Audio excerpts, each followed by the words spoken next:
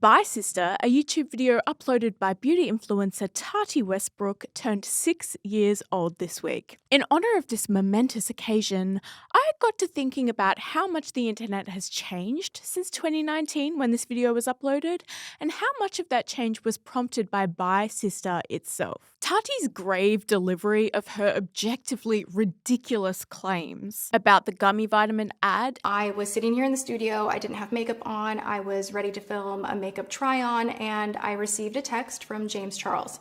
I was completely blindsided, and my emotions just got the best of me. And the sheer audacity that she had to conflate this perceived slight with allegations of James Charles sexually coercing straight men. All of us are somehow forgetting that his audience is made up of 12 to 14-year-olds, like dominantly, and he is role modeling to them his behavior. Created something so undeniably camp that it was somehow both an instant internet classic and also a living, breathing thing that in the years since no one has ever properly been able to execute or even define. I say that because it wasn't as if the actual video Bye Sister itself was the start and end of this controversy. Bye Sister was literally a living, breathing thing that took on new dimension every single time somebody contributed their side of the story into the mix, or even just a hot take opinion. Speaking of hot take opinions,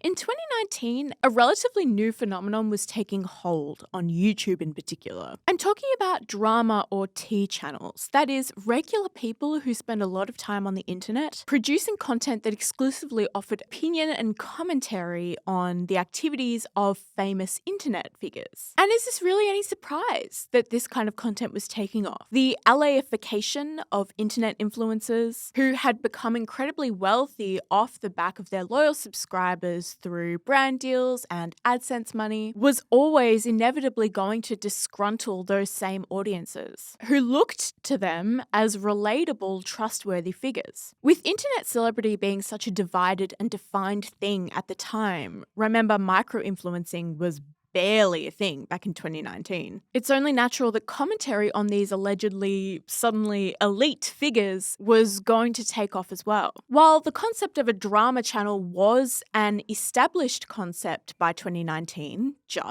Bye Sister exacerbated demand for drama channels, which in turn, I believe, paved the way for commentary culture to overtake the way we consume information on the internet in 2025. In 2019, we did know logically that anybody could just buy a camera and make a YouTube video. But I would argue that prior to 2019, general audiences were under the impression that you had to have some kind of covetable skill in order to make it as an influencer online.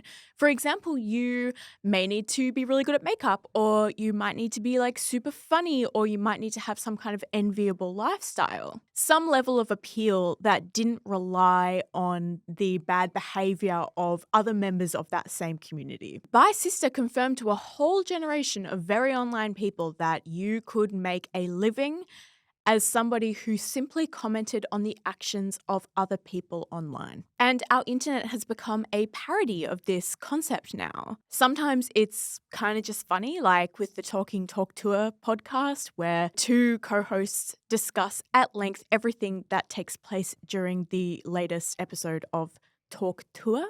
But commentary culture has also made us dark and weird. For example, I would argue that snark forums are a natural byproduct of the rise of drama channels and commentary culture as a whole. Negativity is freely and easily rewarded, whereas nuance and discernment are, I would argue, actually penalized by the algorithm. As you can tell, I could probably talk about Bye Sister for the next 3 hours, but unfortunately, I don't have the luxury of time with which to do such a thing. We haven't even got to the anthropological significance of Tati Westbrook saying, It's like, no big deal. Like, sucking dick and cock. Like, I'm just like, oh my God.